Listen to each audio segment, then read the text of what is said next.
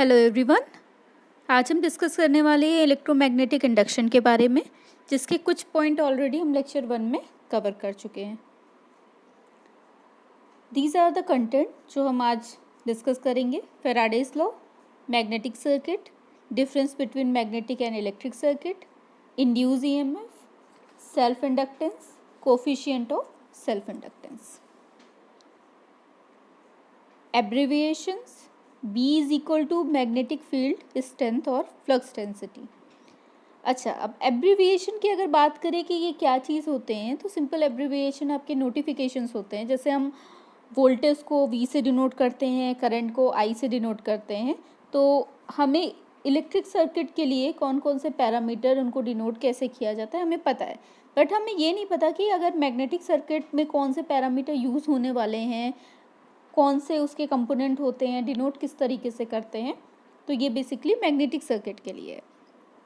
B is equal to magnetic field strength और flux density. Area is equal to area of the coil. S reluctance in ampere turns per weber. F magnetic motive force. Phi, अच्छा, जो F magnetic motive force है, इसको ही हम MMF बोलते हैं। तो normally कोई भी फोर्स अगर होता है तो हम उसको F से डिनोट करते हैं, तो इसी वजह से यहाँ पे हमने F लिखा हुआ है। कई जगह पे आपको MMF भी दिखेगा। जैसे अगर इलेक्ट्रिक फोर्स की हम बात करें तो हम उसको इलेक्ट्रोमोटिव फोर्स से डिनोट करते हैं। दैट मीन्स वहाँ पे भी हम F यूज़ करते हैं या फिर EMF यूज़ कर सकते हैं। Phi magnetic flux. H magnetic field intensity. Mu is the permeability of free space. Mu r relative permeability of the material. Mu naught permeability of vacuum. अब अगर हम यहाँ पे देखें कि mu r और mu naught ये आपकी क्या चीज़ है, तो mu नॉर्मली हम जो यूज़ करते हैं वो ये 2 पॉइंट आपके होते हैं। Mu is equal to mu naught into mu are. तो जहाँ पे म्यू नॉट का मतलब होता है एब्सोल्यूट परमेबिलिटी, जिसकी वैल्यू होती है 4 पाई इंटू 10⁻⁻⁷। म्यू आर होता है रिलेटिव परमेबिलिटी ऑफ मीडियम या मटेरियल, जिसमें कई बार हम इसकी वैल्यू 1 लेते हैं। 1 का मतलब है कि हम ओनली फॉर एयर और वैक्यूम, अगर एयर और वैक्यूम के लिए हम यूज़ कर रहे हैं ये वैल्यू, तो हम वहाँ पे 1 पुट कर सकते हैं न्यूमेरिकल सॉल्व करते टाइम। अदरवाइज़ अगर कोई और मटेरियल है तो उसकी वैल्यू हमें वहाँ पे दी हुई रहेगी, या फिर वहाँ पे हम 1 नहीं पुट कर सकते। फैराडेज लॉ के बारे में ऑलरेडी हमने लेक्चर 1 में डिस्कस किया था, बट एक बार देख लेते हैं क्योंकि आगे हमें फैराडेज लॉ को ले करके ही बाकी डेरिवेशन करने होंगे। तो एग्जैक्टली फैराडे लॉ था क्या? Whenever a conductor is place in a varying magnetic field, अगर कोई भी कंडक्टर आप कहाँ पे प्लेस करते हो, किसी भी वेरिंग मैग्नेटिक फील्ड, मतलब जो मैग्नेटिक फील्ड बार बार चेंज हो रही हो, उसमें अगर प्लेस करते हो तो EMF इंड्यूस क्या होता है, इलेक्ट्रोमोटिव फोर्स इंड्यूस होता है, and this EMF is called induce EMF। इसी को हम क्या बोलते हैं, इंड्यूस EMF बोलते हैं। And if the conductor is close circuit, अगर कंडक्टर आपका क्लोज सर्किट है, दैट मीन्स कंडक्टर के दोनों एंड आपके एक वायर से पूरी तरीके से कनेक्टेड हैं, दैट मीन्स क्लोज सर्किट है, तब क्या होगा, then the induce current flow through it, तब एक करंट उसके थ्रू क्या होने लगेगी, फ्लो होने लगेगी। तो ये सिंपल आपका यही जो फिनोमिना है, इसी को हम क्या बोलते हैं, इलेक्ट्रोमैग्नेटिक इंडक्शन का फिनोमिना भी बोलते हैं, जो ऑलरेडी हमने लेक्चर 1 में देख रखा है। नेक्स्ट आपका क्या है, सेकंड लॉ फैराडेज का, जिसमें क्या बताया गया है, the magnitude of the induce EMF is equal to the rate of change of flux linkage. That means वो जो मैग्नीट्यूड होता है वो किसके इक्वल होगा, rate of change of flux linkage. और rate of change of flux linkage को हम किससे डिनोट करते हैं, ये सेम उसी तरीके से है जैसे किसी भी वायर में जो इलेक्ट्रॉन्स होते हैं, इलेक्ट्रॉन्स को नॉर्मली जो आवेश है उसको हम Q से डिनोट करते हैं। जब करंट फ्लो करती है तब हम उसको क्या लिखते हैं, करंट जब फ्लो होती है तो I is equal to dQ/dt लिखते हैं। सेम इसी तरीके से यहाँ पे आपकी जो वैल्यू होगी उसको हम क्या लिखेंगे, E is equal to dϕ/dt लिखेंगे। अब नेक्स्ट आपका क्या है, method to change the magnetic field. कौन कौन से ऐसे मेथड है जिससे हम क्या कर सकते हैं, मैग्नेटिक फील्ड को चेंज कर सकते हैं। तो सबसे पहले जो सपोज कि हम एक मैग्नेटिक बार ले रहे हैं, दैट मीन्स एक साइड आपका नॉर्थ पोल है और दूसरी साइड आपका साउथ पोल है, हम किसी भी तरीके से क्या करें, उनको हम वेरी करा रहे हैं और उसके बीच में हमने क्या कर दिया, कोई एक कंडक्टर प्लेस कर दिया। अगर हम मैग्नेट को दूर लेकर के जाते हैं तब भी क्या होगा, मैग्नेटिक फील्ड चेंज होगी। अगर हम मैग्नेट को मूव कराते हैं तब भी क्या होगी, मैग्नेटिक फील्ड चेंज होगी। किसी भी तरीके से अगर हम कंडक्टर को दूर लेके जाते हैं तब भी क्या होगा, मैग्नेटिक फील्ड चेंज होगी। तो वही है, by moving a magnet towards और अवे फ्रॉम द कॉइल। अगर हम कॉइल से मैग्नेट को दूर या पास लेकर के जाते हैं तब क्या होगा, तब मैग्नेटिक फील्ड चेंज होगी। The moving the coil into और out of the magnetic field. अगर हम कॉइल को मूव कराते हैं तब भी क्या होगा, मैग्नेटिक फील्ड चेंज होगी। अगर कॉइल को हम मैग्नेटिक फील्ड से दूर लेकर के जा रहे हैं, दैट मीन्स वो जो कॉइल है वो उसके पास मिनिमम मैग्नेटिक फील्ड पहुंच पा रही है, तो इसीलिए वहाँ उस कॉइल के रिस्पेक्ट में अगर हम बात करें तो वहाँ पे क्या होगा, मैग्नेटिक फील्ड चेंज हो रही है। अगर हम एरिया चेंज करते हैं तब भी क्या होगा, मैग्नेटिक फील्ड चेंज हो जाएगी। तो ये सारे तरीके हैं किस तरीके से हम मैग्नेटिक फील्ड को चेंज कर सकते हैं। अब यहाँ पे आप देख सकते हो कि हमने जो अभी तक फॉर्मूला पढ़ा था E=N/dy/dt, तो उसका डेरिवेशन कैसे हुआ। अगर हम कोई भी कॉइल कंसिडर करें, दैट मीन्स हमने क्या किया है, हमने दो कॉइल कंसिडर किए हैं जिनके ऊपर आपकी वाइंडिंग है। तो आपका जो T1 है, T1 के लिए जो फ्लक्स की वैल्यू है आपकी N/d∅1 हमने रखी है, 1 आपका फर्स्ट कॉइल के लिए, phi2 आपका किसके लिए है, सेकेंड कॉइल के लिए। अगर इन दोनों के फ्लक्स लिंकेज के बीच में हम क्या निकालते हैं, डिफरेंस निकालते हैं, तो वो आपका क्या होता है, मतलब चेंज इन फ्लक्स लिंकेज की, पहले क्या था और बाद में क्या था, तो वो वैल्यू आपकी क्या हो जाएगी, N/phi2 माइनस phi1 हो जाएगी। अब इसी phi2 माइनस phi1 को हम क्या लिख सकते हैं, phi लिख सकते हैं। तो दैट मीन्स अगर इस phi की वैल्यू हम यहाँ पुट करते हैं तो ये वैल्यू क्या बन जाएगी, N phi बन जाएगी। और फेराडेज लॉ के अकॉर्डिंग ये वैल्यू आपकी क्या थी, E=N/d∅/dt। दैट मीन्स ये जो N phi है ये किसके रिस्पेक्ट में, the magnitude of the induce EMF is equal to the rate of change of flux linkage. That means हमने फ्लक्स लिंकेज तो निकाल लिया, पर उसको हम वो किस हिसाब से वेरी कर रहा है, वो आपका टाइम के अकॉर्डिंग वेरी कर रहा है। दैट मीन्स इसको हम क्या कर देंगे, डिफ्रेंशिएट कर देंगे विद रिस्पेक्ट टू टाइम। तो N/d∅/dt आपकी ये वैल्यू हो जाएगी। नेक्स्ट आप देखो कि यहाँ पे the rate of change of flux linkage same E=N/d∅/dt, मतलब ये जो वैल्यू हमने निकाली है वही आपका क्या होता है, Faraday's law of electromagnetic induction होता है इसका फॉर्मूला। और जिसमें N जो है वो क्या चीज़ है, वो number of turns of the coil, मतलब जितने जो वाइंडिंग हमने कर रखी है उसके कितने टर्न्स हैं।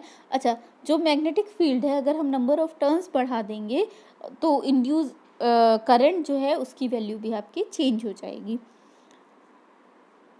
नेक्स्ट आपका क्या है, कंसिडरिंग लेंज लॉ। अगर इस लेंज लॉ इसमें अप्लाई करते हैं तो ये आपका क्या हो जाएगा, E= माइनस साइन आपका अप्लाई हो जाएगा। ठीक है, अब नेक्स्ट वन आपका क्या है, मैग्नेटिक सर्किट। अब मैग्नेटिक सर्किट थोड़ा सा नया है आप लोगों के लिए, क्योंकि हमने इलेक्ट्रिकल सर्किट तो बहुत सारे सॉल्व किए हैं, DC सर्किट सॉल्व किए हैं, AC सर्किट सॉल्व किए हैं, हमें इलेक्ट्रिकल पैरामीटर के बारे में बहुत अच्छे से सारी चीज़ें पता है। तो आज हम उन्हीं इलेक्ट्रिकल पैरामीटर को मैग्नेटिक फील्ड से रिलेट करेंगे। जैसे आपका किसी भी इलेक्ट्रिकल सर्किट में करंट का फ्लो होती थी, जब किस चीज़ का आवेश का प्रवाह होता था, दैट मीन्स इलेक्ट्रॉन के मूवमेंट की वजह से ही करंट फ्लो होती थी। तो यहाँ पे क्या है, यहाँ पे आपको जो चीज़ वहाँ पे हम आई बोलते थे उसी को हम यहाँ पे क्या बोलते हैं, मैग्नेटिक फ्लक्स बोलते हैं। यहाँ पे जैसा आपको पहला पॉइंट दिख रहा है मैग्नेटिक फ्लक्स, जिसको हमने फाई से डिनोट किया है, इस फाई को हम ऑलरेडी यहाँ पे यूज़ भी कर चुके हैं। फर्स्ट के लिए पहले टर्न्स के लिए हमने क्या लिया था, phi1 लिया था, दूसरे कॉइल के लिए हमने क्या लिया था, phi2 लिया था। वही चीज़ यहाँ पे ये फाई जो है वो मैग्नेटिक फ्लक्स है, जिसकी यूनिट क्या होती है, वेबर होती है। अगर मैग्नेटिक फ्लक्स थोड़ा सा और डीपली जाए तो हम ये देख सकते हैं कि कोई भी हमने क्या लिया या एक मैग्नेटिक बार ले लिया, जिसका एक साइड आपका N साइड है, दूसरा आपका क्या है, S है। तो इसमें आपका ये जो मैग्नेटिक लाइंस हैं, मतलब इस बार में आपकी मैग्नेटिक लाइंस कैसे होंगी, हम इंटर लेवल में इसका प्रैक्टिकल भी करके देखते हैं कि इसका चुंबकीय क्षेत्र कितनी दूर का होगा या कैसा होगा, मैनर किस तरीके का होगा। तो यहाँ पे ये जो मैग्नेटिक फ्लक्स है ये कैसे है, N2S की तरफ आपका मैग्नेटिक फ्लक्स है, तो इसी को हम क्या बोलते हैं, मैग्नेटिक फील्ड या मैग्नेटिक फ्लक्स बोलते हैं। ये आपकी क्या चीज़ है, करंट की डायरेक्शन। सिंपल उस मैग्नेटिक बार पे हमने क्या कर रखा है, कॉइल को घुमा रखा है, ये इसके नंबर ऑफ टर्न्स है। अगर हम यहाँ पे किसी भी तरीके का इस मैग्नेट को मूव कराते हैं और ये सर्किट क्लोज है तो ये क्या करेगा, यहाँ पे एक करंट इंड्यूस हो जाएगी। तो ये चीज़ क्लियर हो गई होगी आप लोगों को। नेक्स्ट आपका क्या है, अच्छा अब यहाँ पे MMF बोला गया है, तो MMF magneto motive force MMF, तो इसकी हम बात थोड़ा सा बाद में करेंगे, कुछ पॉइंट और समझ लेते हैं तो आप लोगों को MMF ज़्यादा अच्छे से समझ में आएगा। नेक्स्ट पॉइंट है आपका मैग्नेटिक फ्लक्स डेंसिटी। अब मैग्नेटिक फ्लक्स डेंसिटी को अगर देखो तो कोई भी चीज़ डेंस मतलब घनी, अगर हम ये बोलते हैं कि इंडिया के बारे में अगर बात करें कि भाई यहाँ की जो पॉपुलेशन है वो बहुत ज़्यादा है, तो पॉपुलेशन ज़्यादा हमने कब बताया, क्योंकि हमें इंडिया का क्षेत्रफल पता था कि हाँ इतने एरिया में इतने नंबर ऑफ पर्सन्स रह रहे हैं, इतने नंबर ऑफ पर्सन हैं, इस वजह से मैंने बता दिया कि हाँ ये क्या है, बहुत डेंस है, बहुत घना है। तो वैसे ही मैग्नेटिक फील्ड मतलब जो मैग्नेटिक बार है उससे आपकी क्या निकली, मैग्नेटिक फील्ड्स निकली या फिर मैग्नेटिक फ्लक्स लाइनें निकली, तो उनकी डेंसिटी फाइंड आउट करने के लिए हमें क्या करना पड़ेगा, एक एरिया निकालना पड़ेगा। तो वही चीज़ यहाँ पे है कि this define as the magnetic flux per unit area of a surface that right angle to the magnetic field is known as the magnetic induction. जो सिंबल इसका होता है इसको किस चीज़ से डिनोट करते हैं, इसको B से डिनोट करते हैं। तो यहाँ पे B इज इक्वल टू, अगर फॉर्मूला आप निकालो तो क्या हो जाएगा, B is equal to 5/A हो जाएगा। तो मैग्नेटिक फ्लक्स किसके रिस्पेक्ट में हमने ले लिया, एरिया के रिस्पेक्ट में ले लिया, तो इसकी यूनिट आपकी क्या हो जाएगी, weber per metre square. Weber per metre square कैसे हुई, फाई की जो यूनिट होती है वो वेबर होती है और जो हमने एरिया लिया है उसकी क्या हो जाएगी, मीटर स्क्वायर हो जाएगी, और इसको हम क्या लिख सकते हैं, टेस्ला भी लिख सकते हैं। नेक्स्ट आपका क्या है, मैग्नेटिक रिलक्टेंस। अब रिलक्टेंस क्या होता है, रिलक्टेंस तो बहुत ईजी है, हमने इलेक्ट्रिकल सर्किट पढ़ा है, इलेक्ट्रिकल सर्किट में हमें रेजिस्टेंस का काम पता है। रेजिस्टेंस क्या करता है, जो इलेक्ट्रॉन्स फ्लो हो रहे होते हैं, मतलब करंट फ्लो हो रही होती है, उसको क्या करता है, अपोज करता है। दैट मीन्स मतलब रोकता है, एक तरीके से बाधक का काम कर रहा है। तो यहाँ पे क्या है, magnetic reluctance is the property of material which oppose the operation of the magnetic flow. That means यहाँ पे जो मैग्नेटिक फ्लो हो रहा है किसी भी मैग्नेटिक सर्किट में, वो उसका अपोज कर रहा है। वहाँ पे क्या होता था, करंट का अपोज करता था। तो सेम एज इट इज़ ये कैसा है, रेजिस्टेंस की तरह है।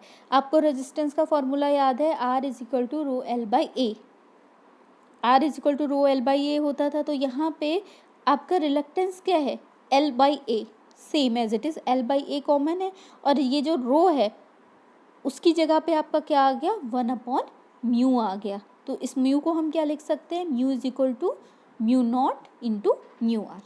ठीक है, यहाँ पे म्यू नॉट क्या है, एब्सोल्यूट परमेबिलिटी है, म्यू आर क्या है, रिलेटिव परमेबिलिटी है।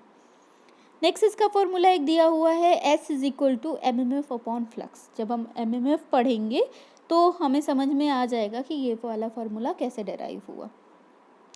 ठीक है, तो ये बहुत इजी है। नेक्स्ट हम देख लेते हैं मैग्नेटिक परमेबिलिटी, जिसकी बात अभी हमने म्यू की वैल्यू पुट की थी, तो वो क्या चीज़ होती है। The magnetic permeability is defined as the property of the material to allow the magnetic line of flow to pass through it.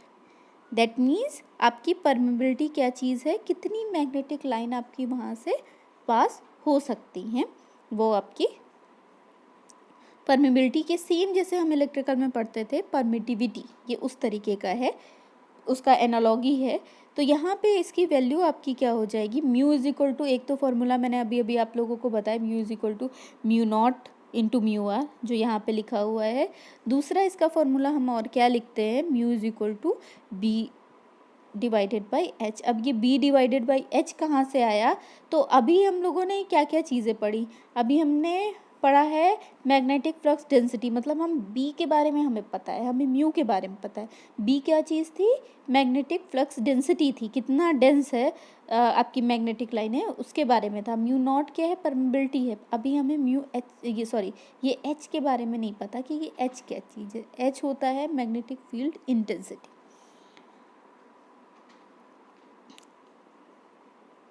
Magnetic field intensity के बारे में मैं बता देती हूँ। अब इंटेंसिटी की अगर बात करें तो हम इसको हिंदी में समझे तो क्या समझेंगे? तीव्रता।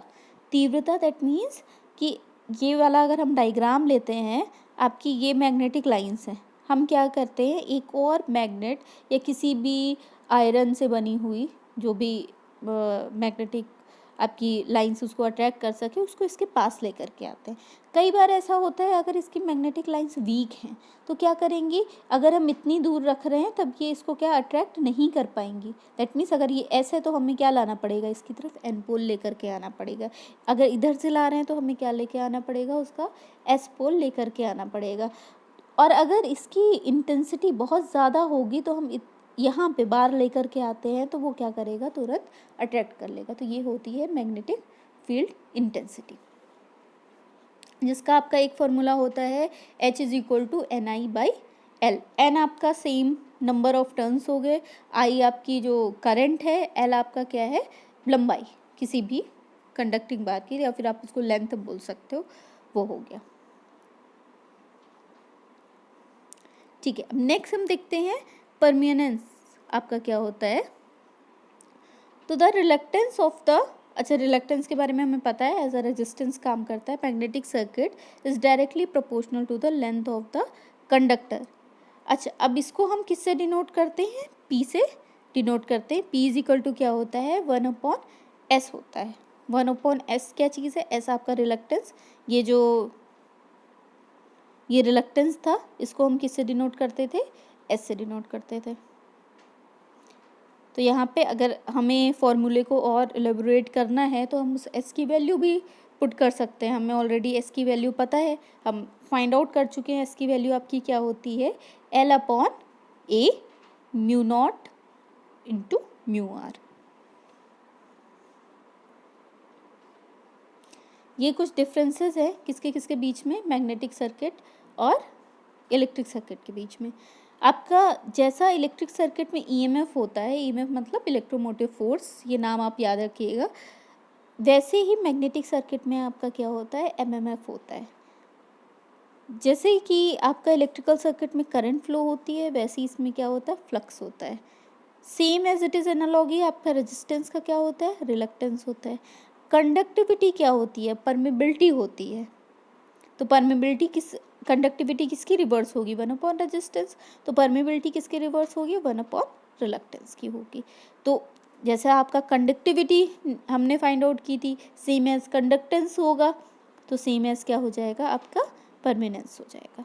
नेक्स्ट आपकी करंट आपका क्या होता था, वहाँ पे हमने पढ़ा था V is equal to IR।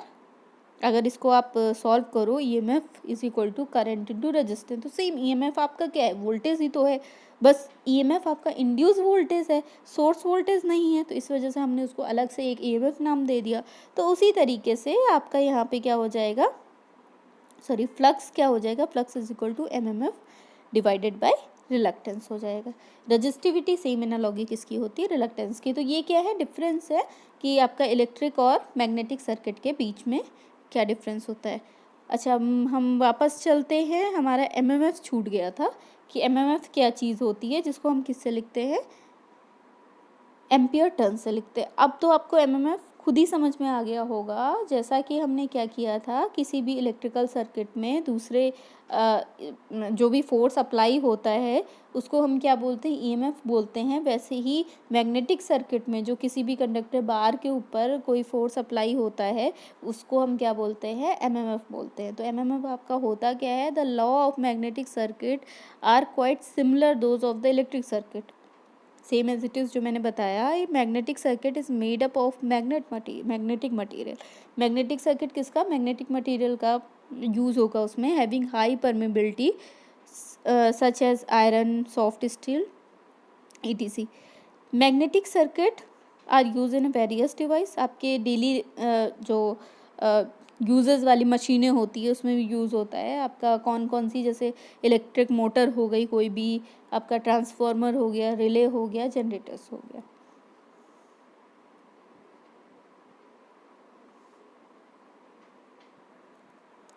MMF की डेफिनीशन भी देख लेते हैं। डेफिनीशन आपकी एमएमएफ की क्या होती है।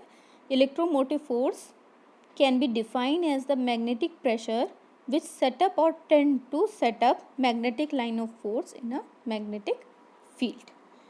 तो आपका एमएमएफ का फॉर्मूला क्या हो जाएगा। MMF is equal to, simple हम एन आई लिख सकते हैं। इसका एक और फॉर्मूला होता है जिसको मैं आपको दिखाती हूँ। हाँ, यहाँ से एमएमएफ इज इक्वल टू, अगर आप इसकी वैल्यू फाइंड आउट करोगे तो आपकी एमएमएफ इज इक्वल टू क्या हो जाएगा, एस इंटू 5b। आपका ये वाला फॉर्मूला भी बच जाएगा। अच्छा, एस इज इक्वल टू 5 कहाँ से आया, अब इसको भी हम थोड़ा सा देख लेते हैं।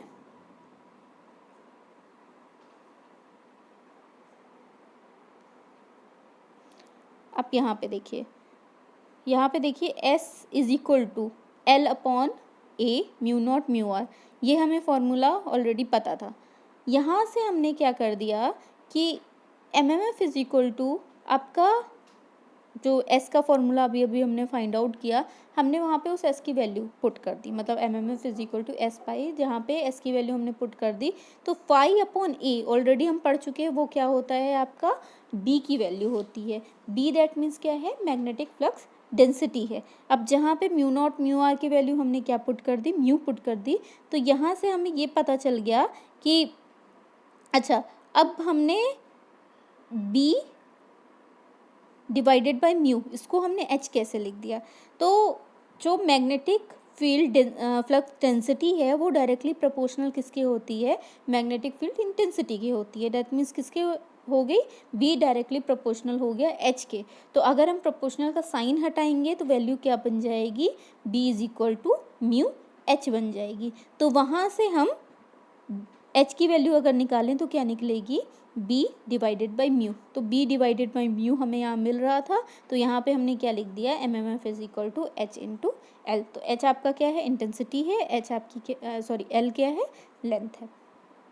अब आपके h का फॉर्मूला मैंने ऑलरेडी बताया इंटेंसिटी का क्या होता है, M M F is equal to H L formula हमने निकाला, h की value N I by L होती है, हमने पुट कर दी, L कैंसिल हो गया, तो M M F is equal to आपका क्या निकल आया, एन आई निकल आया। तो यहाँ से हमें कितने फॉर्मूले मिले, हमें 3 फॉर्मूले मिल गए।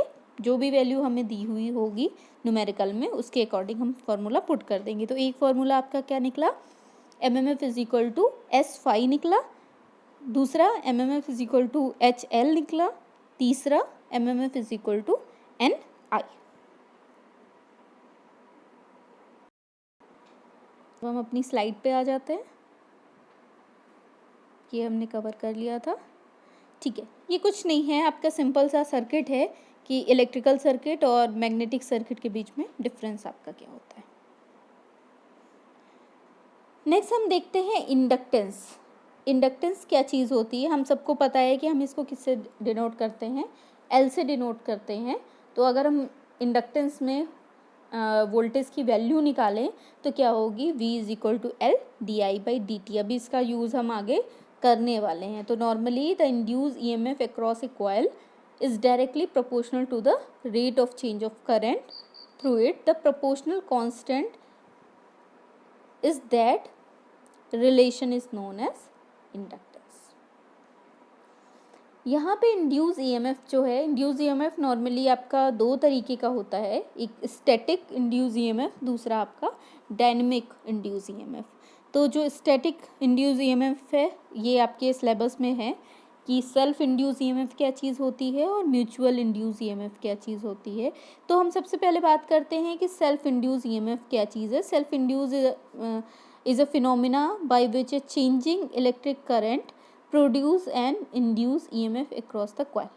तो सेल्फ मतलब उसके खुद में ही, जो दैट मीन्स किसी कॉइल में अगर करंट फ्लो हो रही है उससे जो आपका इंडक्टेंस इंड्यूस हो रहा है, मतलब उसके ऊपर कोई फोर्स लग रहा है, तो वो क्या चीज़ होगी, वो आपकी सेल्फ इंडक्टेंस होगी। अब इसको हम फाइंड आउट कैसे करते हैं, नॉर्मली डिनोट इसको एल से ही किया जाता है।